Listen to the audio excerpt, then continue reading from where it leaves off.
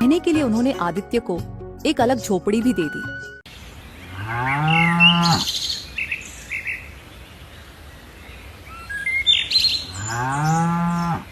समय बीतता गया और आदित्य बड़ा हो गया था।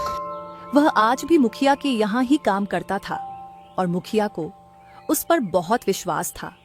एक दिन मुखिया राघवेंद्र ने आदित्य से कहा, आदित्य बेटे, अब तुम शादी क्यों नहीं कर लेते? तुम्हारी उम्र हो गई है। जब तुम्हारी पत्नी आएगी तो वह तुम्हारा आधा काम संभाल लेगी, घर संभालेगी और तुम्हारे खाने पीने का भी इंतजाम हो जाएगा। मेरी भी अब उम्र हो चली है, पता नहीं कब भगवान का बुलावा आ जाए। मैं चाहता हूँ कि तुम्हारी शादी मेरे सामने हो जाए ताकि मैं तुम्हारे लिए निश्चिंत हो सकूं। अरे मुखिया जी, ऐसी बातें क्यों करते हैं? आपको मेरी उम्र भी लग जाए, आपके सिवा मेरा और कौन है यहाँ? आपने मेरे लिए बहुत कुछ किया है। बचपन से लेकर आज तक आपने ही मुझे माता पिता दोनों का प्यार दिया है। आपका ये उपकार मैं कभी नहीं चुका सकता। उपकार की बातें छोड़ो आदित्य, बताओ शादी करोगे? लड़की मैं ही देखूं या तुमने किसी को पसंद कर रखा है? नहीं मुखिया जी, मेरी नजर में कोई लड़की नहीं है। आपको जैसा ठीक लगे आप वही कीजिए। मुझे आप पर पूरा भरोसा है। आप मेरे लिए भगवान से कम नहीं हैं। आप जो भी निर्णय लेंगे वह उचित होगा और मेरे भले के लिए ही होगा। अब आप ही मेरे पिता समान हैं। ठीक है भाई, मेरी नजर में तुम्हारे लिए एक बहुत अच्छी लड़की है। और हाँ, तुम शादी के खर्चे की चिंता बिल्कुल मत करना, वह जिम्मेदारी मेरी हुई। आखिर पिता का दर्जा दिया है तो मेरी बात भी माननी पड़ेगी। जी मालिक, जैसा आपको ठीक लगे। मुखिया राघवेंद्र का एक बेटा भी था, प्रणव, जो यह सारी बातें सुन रहा था। वह गुस्से से अपने पिताजी के पास जाकर बोला, पिताजी, यह आप क्या कह रहे हैं? आपको क्या जरूरत है आदित्य की शादी का खर्च उठाने की? यह मत भूलिए कि वह हमारा नौकर है। नौकर से इतना लगाव ठीक नहीं है, ऐसे तो वह सिर पर चढ़ जाएगा। आज आप उसकी शादी के लिए पैसा देंगे तो उसे आदत लग जाएगी। बचपन से आज तक वह हमारे ही पैसों पर पलता आया है और अब आप उसकी शादी भी करवा रहे हैं। क्या आपने उसका ठेका ले रखा है? जबान संभाल के बात करो प्रणव, वह मेरा नौकर नहीं, मेरे बेटे की तरह है। ये मेरी संपत्ति है और मैं जो चाहूं वह करूंगा। तुम मुझे यह मत सिखाओ कि मुझे क्या करना चाहिए और क्या नहीं। ये मत भूलो कि मैं तुम्हारा बाप हूँ। पिताजी, आप ठीक नहीं कर रहे हैं। मैं आपका बेटा हूँ, वह फटीचर आदित्य नहीं। आप मेरी तुलना उसके साथ कर रहे हैं। मेरे सामने उसकी क्या औकात है? आप उसकी भोली शक्ल पर मत जाइए। सारे गरीब लोग ऐसे ही होते हैं। एक दिन आपको पता चल जाएगा कि अपना कौन है और पराया कौन। अपने और पराये की बात तो तुम करो ही मत। मुझे अच्छे से पता है कौन अपना है और कौन पराया। पहले जब मैं बहुत बीमार था तब कहाँ गया था तुम्हारा अपनापन?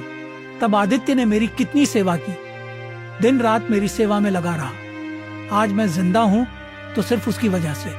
तुमने तो मेरी एक बार भी खबर नहीं ली। तुम अपने नशे में धुत पड़े रहते थे। क्या मैं झूठ बोल रहा हूँ? बोलो। और यहाँ आकर अपने पराये का भाषण दे रहे हो? चले जाओ यहाँ से। लगता है उसने आप पर कोई जादू टोना कर दिया है, इसलिए आप अपने बेटे से ज्यादा उस 2 कौड़ी के नौकर की तरफदारी कर रहे हो। और आपकी उम्र भी तो हो चली है। आपकी उम्र में आदमी शटिया जाता है।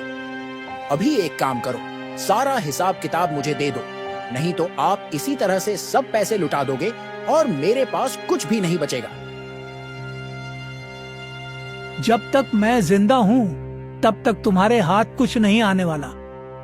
तुम्हारे हाथ में हिसाब किताब देकर मुझे अपना नाम खराब नहीं करना है। मैंने पैसे बहुत मेहनत से कमाए हैं। समाज में मेरी बहुत इज्जत है और तुम मेरी इज्जत मिट्टी में मिलाना चाहते हो। अगर तुम्हें हिसाब किताब चाहिए तो उस लायक बनकर आओ, फिर बात करेंगे। काश तुम्हारी जगह भगवान मुझे आदित्य जैसा बेटा दिया हो। प्रणव वहां से गुस्से से चला जाता है। इस फटीचर आदित्य का कुछ करना पड़ेगा। यह 2 टके का नौकर मेरी जगह लेने की कोशिश कर रहा है। उसकी तो छोड़ो, जब अपना ही सिक्का खोटा निकले तो भला क्या करे। मेरा बाप होकर मेरी जगह उस मनहूस की तरफदारी कर रहा है। यह अपमान मैं कभी नहीं भूलूंगा। वक्त आने पर दोनों को सबक सिखाऊंगा।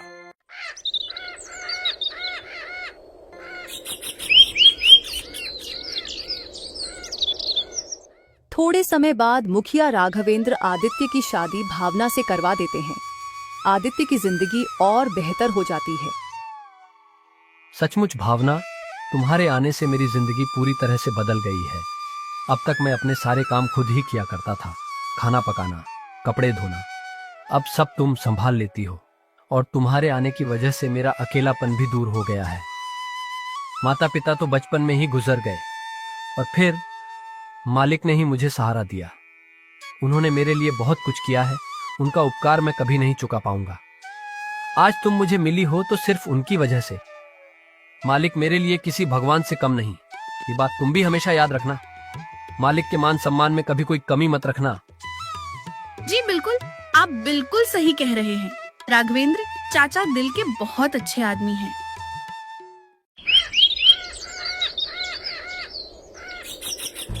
ऐसे ही कुछ दिन बीत जाते हैं। एक दिन प्रणव मुखिया राघवेंद्र से कहता है, सुनिए पिताजी, मुझे 10,000 रुपए चाहिए।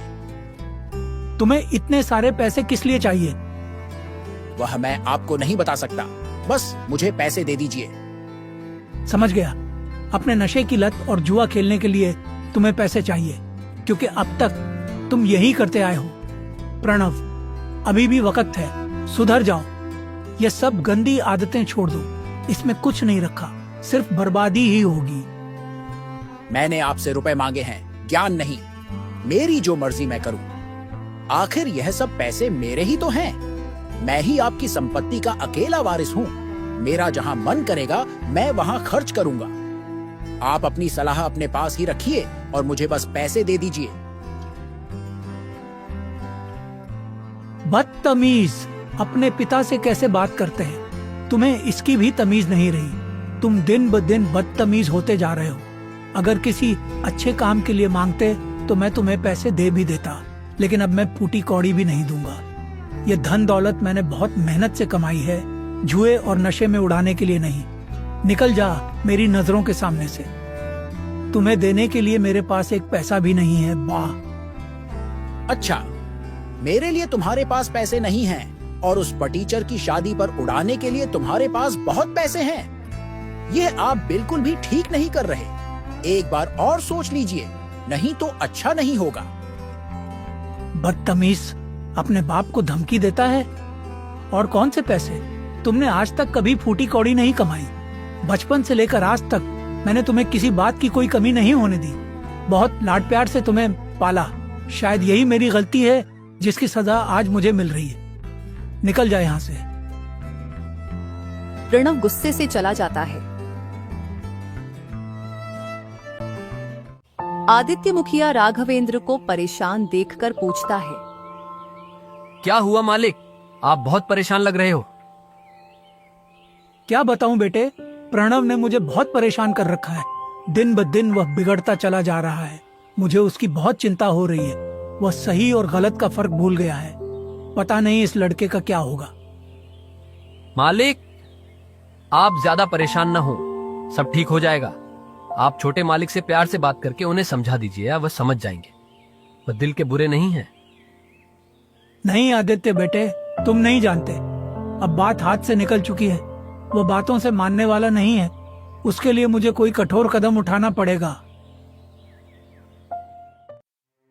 इधर प्रणव बहुत गुस्से में होता है और सोचता है, मैं भी देखता हूँ मुझे पैसे कैसे नहीं मिलते। मुझे किसी भी हालत में पैसे चाहिए। इसके लिए चाहे मुझे कुछ भी करना पड़े। यहाँ भी घी सीधी उंगली से नहीं निकलने वाला। मुझे उंगली टेढ़ी करनी पड़ेगी।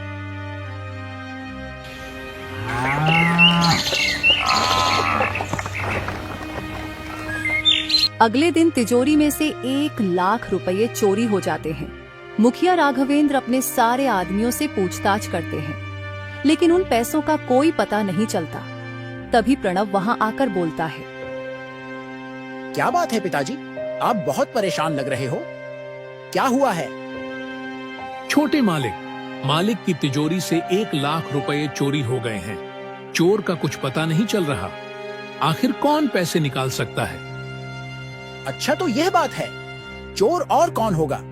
आदित्य ही होगा। जरूर आदित्य ने ही पैसे निकाले हैं। ये तुम क्या कह रहे हो प्रणव? मुझे आदित्य पर पूरा भरोसा है, वह कभी ऐसा नहीं कर सकता। उस पर भरोसा करके आपने गलती की है। वह आपके भरोसे के लायक नहीं है। चोरी उसी ने की है। उसकी तो पहले से ही हमारे पैसों पर नजर है। आप उस पर बहुत भरोसा करते थे ना। उसको कभी कभी तिजोरी की चाबी भी देते थे। अब पता चला दिन रात आपके आगे पीछे इसी के लिए तो घूमता था। तभी आदित्य वहां आ जाता है। कुछ हुआ है क्या? इतना सब करने के बाद पूछ रहे हो कि क्या हुआ है? एक तो चोरी की है तुमने, और ऊपर से हिम्मत तो देखो इसकी, मुंह उठाकर चला आया। तुम्हें शर्म नहीं आती? जिस थाली में खाते हो उसमें छेद करते हो। मालिक, छोटे मालिक क्या कह रहे हैं? मेरे तो कुछ समझ में नहीं आ रहा। चोरी और मैं? राम राम राम। मैं तो सपने में भी ऐसा नहीं सोच सकता। ज्यादा भोले मत बनो। चोरी तुमने ही की है। सच सच बताओ, वो पैसे कहाँ हैं? वरना लात मारकर तुम्हें यहां से निकाल दूंगा।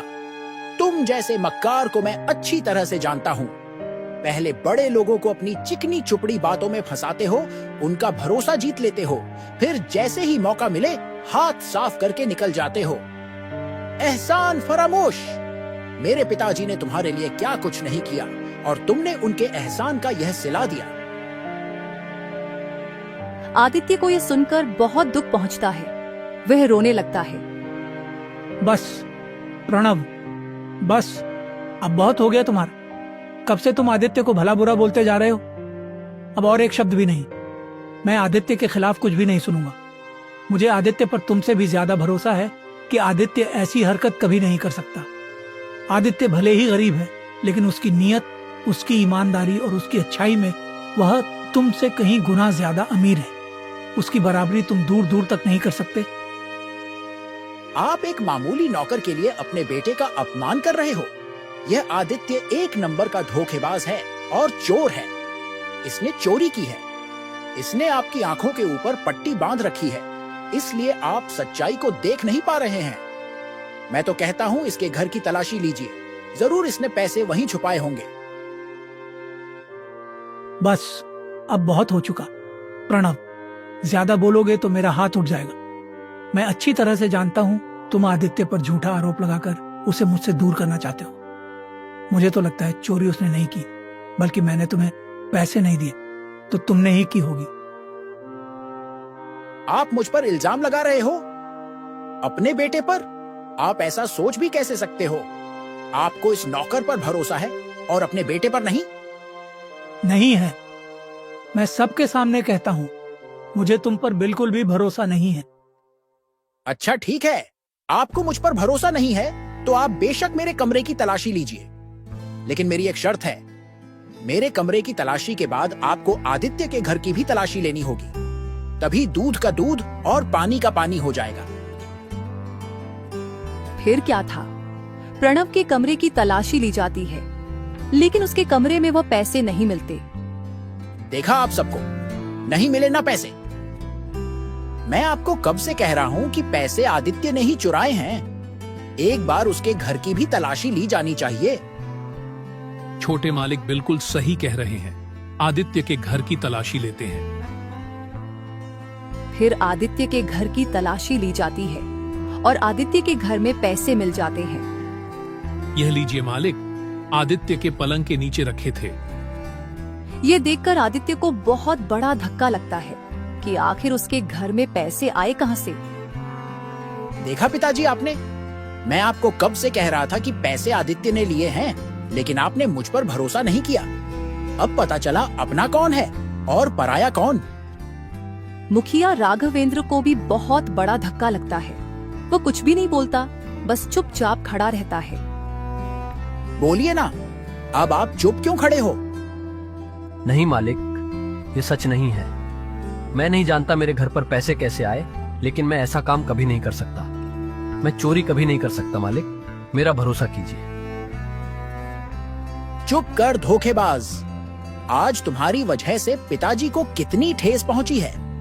वह तुम पर कितना भरोसा करते थे, मुझसे भी ज्यादा तुम पर भरोसा था। तुमने उनके साथ विश्वासघात किया है। तुमने आज पिताजी का दिल तोड़ दिया है। सबूत सबके सामने है कि चोरी तुमने ही की है। अब और कहने को बचा ही क्या है। पिताजी, मैं तो कहता हूँ इस धोखेबाज को पुलिस के हवाले कर देते हैं। नहीं मालिक, मैंने चोरी नहीं की। आप तो मेरे लिए भगवान समान है। मैं आपके घर में चोरी नहीं कर सकता। कुछ बोलिए मालिक, ऐसे चुप मत रहिए। पिताजी, ऐसे लोगों को छोड़ना नहीं चाहिए। मैं अभी पुलिस को बुलाता हूँ। नहीं, तुम पुलिस को नहीं बुलाओगे। चलो यहाँ से। लेकिन पिताजी, आप इसे ऐसे कैसे छोड़ सकते हैं? इसको सजा तो मिलनी चाहिए। मैंने कहा ना, तुम नहीं बुलाओगे पुलिस। मुझे कोई शिकायत दर्ज नहीं करवानी। चलो यहाँ से। ऐसे मत जाइए मालिक, कुछ तो बोलिए। आप मुझसे रूठ जाओगे तो भगवान मुझसे रूठ जाएगा। मालिक, मुझसे बात कीजिए मालिक। खबरदार, अगर मेरे पिताजी के पास आने की भी कोशिश की, आज के बाद अगर हमारे घर के आसपास भी दिखे तो तुम्हारी टांगे तोड़ दूंगा। शुक्र मनाओ, मैंने पुलिस नहीं बुलाई। पिताजी ने तुम पर और एहसान कर दिया है, नहीं तो आज तुम जेल में होते। आदित्य मुखिया राघवेंद्र को मनाने की बहुत कोशिश करता है, लेकिन उसकी बात कोई नहीं सुनता। मुखिया राघवेंद्र वहां से चले जाते हैं।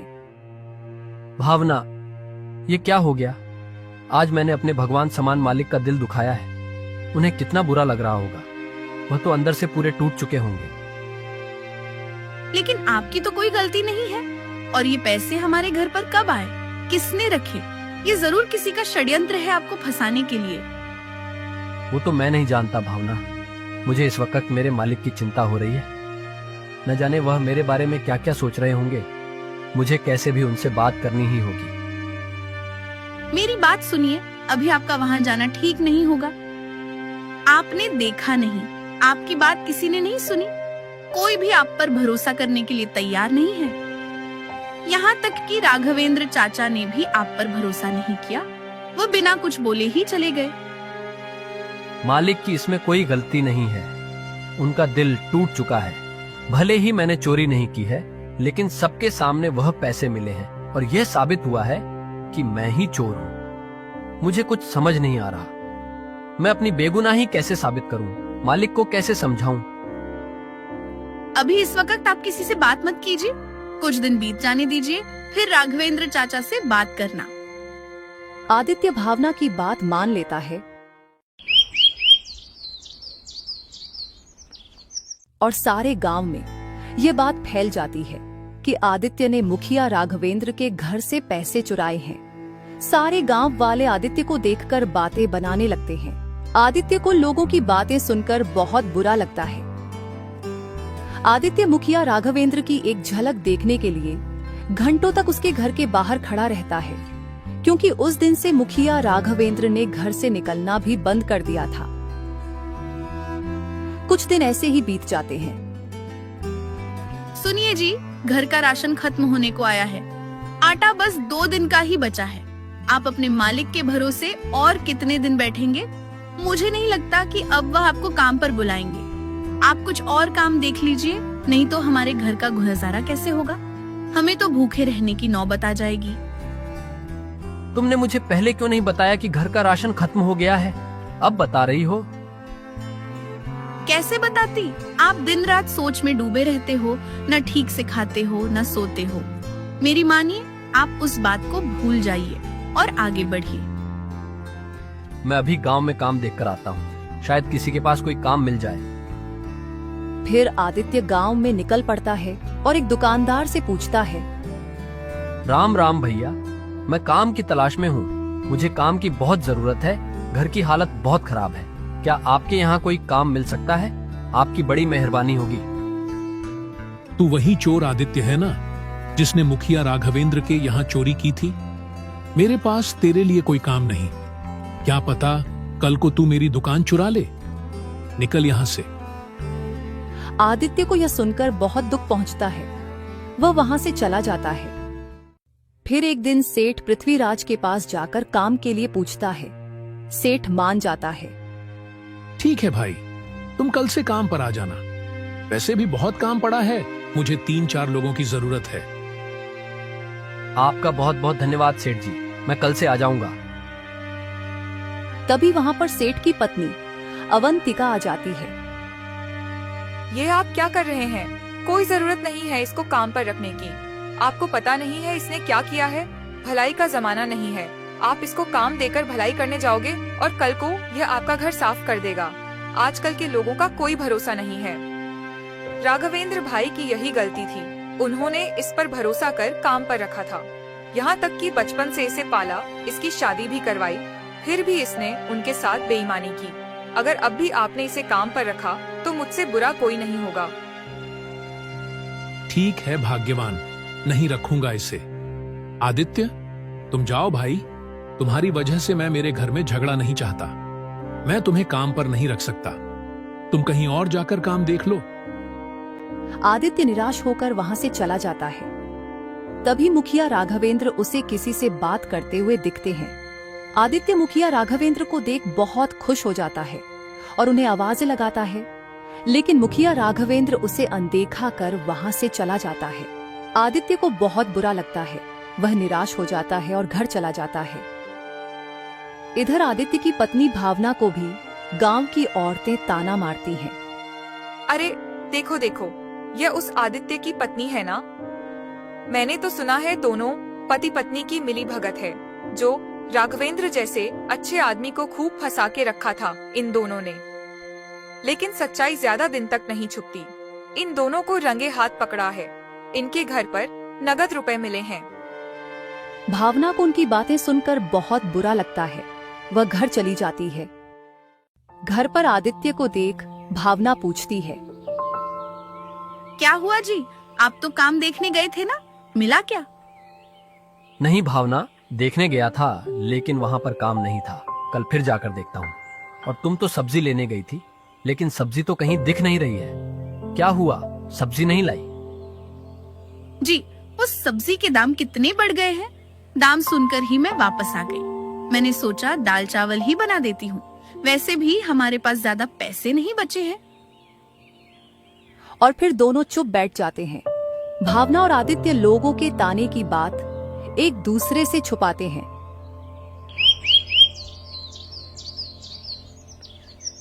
फिर एक दिन आदित्य के घर एक आदमी आता है और बोलता है, आदित्य, सेठ पृथ्वीराज ने तुम्हें आज से ही काम पर बुलाया है, चलो जल्दी से। आदित्य और भावना बहुत खुश हो जाते हैं। क्या सच में? भगवान तेरा लाख लाख शुक्र है, मुझे काम तो मिल गया। भावना, मैं निकलता हूँ। लेकिन खाना तो खाकर जाइए, आपने सुबह से कुछ नहीं खाया। वह सब बाद में भावना, मैं दोपहर में जब भी वक्त मिलेगा खाना खाने आ जाऊंगा। अभी मुझे जाना पड़ेगा, बड़ी मुश्किल से काम मिला है। उन्होंने मुझे काम के लिए मना किया था, लेकिन अब बुला लिया है तो मुझे अभी जाना पड़ेगा, नहीं तो उन्हें बुरा लगेगा। तुम अपना ख्याल रखना और खाना भी खा लेना, पता नहीं मुझे देर भी हो सकती है। ठीक है, आप जाइए, जैसे ही फुर्सत मिले खाने के लिए आ जाना। आदित्य सेठ पृथ्वीराज के पास काम करने निकल पड़ता है और दिन भर मजदूरी करने के बाद सेठ पृथ्वीराज उसी दिन उसे 1 दिन की अच्छी मजदूरी के पैसे भी दे देता है। ये लो भाई आदित्य, तुम्हारी आज की मजदूरी, कल से वक्त पर आया करना। बहुत बहुत धन्यवाद सेठ जी। आपको नहीं पता मेरे घर की हालत बहुत खराब थी। अगर आज आप काम ना देते तो मुझे भूखे रहने की नौबत आ जाती। अभी मैं चलता हूँ सेठ जी, कल आ जाऊंगा। आदित्य खुशी से अपने घर की ओर चला जाता है। इधर सेठ पृथ्वीराज मुखिया राघवेंद्र से मिलने जाता है। राघवेंद्र, मैंने तुम्हारा काम कर दिया है। जैसा तुमने बोला था उसे काम पर भी रख लिया है और पैसे भी दिए हैं। तुम मेरे बहुत अच्छे मित्र हो, इसीलिए मैंने तुम्हारी बात मानी। तुमने कहा इसीलिए मेरी पत्नी मानी, नहीं तो मेरी पत्नी को मनाना मुश्किल था। शुक्रिया दोस्त, तुम्हारा ये एहसान कभी नहीं भूलूंगा।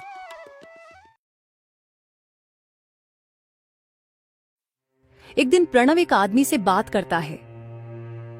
अच्छा, तो यह बात है, उस सेठ के यहाँ आदित्य को काम मिल गया। तुम एक काम करो, जैसे हमने पिताजी के कमरे से पैसे चुराए थे और आदित्य के कमरे में रखे थे, वैसे ही उस सेठ के यहाँ सेठानी का हार चुरा लो और मौका मिलते ही आदित्य के घर पर जाकर रख दो। मैं भी देखता हूँ वह सेठ आदित्य को कैसे काम पर रखता है। उस आदित्य को मैं भूखे तड़प तड़प कर मरते हुए देखना चाहता हूँ। उसे पाई पाई के लिए मोहताज न बनाया तो मेरा भी नाम प्रणव नहीं। ये सारी बातें मुखिया राघवेंद्र सुन लेते हैं। उन्हें बहुत बड़ा धक्का लगता है और आदित्य के लिए उनका दिल और भी तड़प उठता है। गुस्से में वे प्रणव के कमरे में जाकर बोलते हैं, अच्छा तो ये बात है, तुम इतना गिर जाओगे ये मैंने कभी नहीं सोचा था। उस बेचारे आदित्य ने तुम्हारा बिगाड़ा क्या है जो तुम उसकी जिंदगी बर्बाद करने पर तुले हुए हो? मुझे लगा तुम सुधर गए हो, लेकिन मैं गलत था। तुम कभी नहीं सुधरोगे। तुम ही इतना गिर गए कि खुद के घर में तुमने चोरी की और इल्जाम बेचारे उस आदित्य पर डाल दिया। तुम्हारी इस गंदी हरकत की वजह से उसे कितना कुछ झेलना पड़ रहा है। यहाँ तक कि उसके लिए तुम पुलिस भी बुला रहे थे। अब मैं पुलिस बुलाऊंगा और सारे गांव वालों को भी बताऊंगा कि तुमने किस तरह से उसे फंसाया है। तुम ऐसे नहीं सुधरोगे। तुम्हारा क्या भरोसा कल को तुम उस बेचारे की जान ले लोगे। तुम्हारा फैसला कल होगा सबके सामने। प्रणव कुछ भी नहीं बोलता, चुपचाप खड़ा रहता है। मुखिया राघवेंद्र वहां से चला जाता है और अगले दिन मुखिया राघवेंद्र सारे गांव वालों को अपने बेटे की सच्चाई बताते हैं और उसके बेटे की वजह से आदित्य को जो झेलना पड़ा, उसके लिए मुखिया राघवेंद्र उससे अपनी 10 एकड़ की जमीन आदित्य के नाम करते हैं ताकि उसे कभी किसी पर निर्भर न रहना पड़े। और उसका नौकर भी डर के मारे सच बता देता है। पुलिस भी बुलाई जाती है और प्रणव और उसके नौकर को गिरफ्तार करके ले जाती है। इस प्रकार की मजेदार कहानियों को सुनने के लिए हमारे चैनल को सब्सक्राइब करना ना भूलें।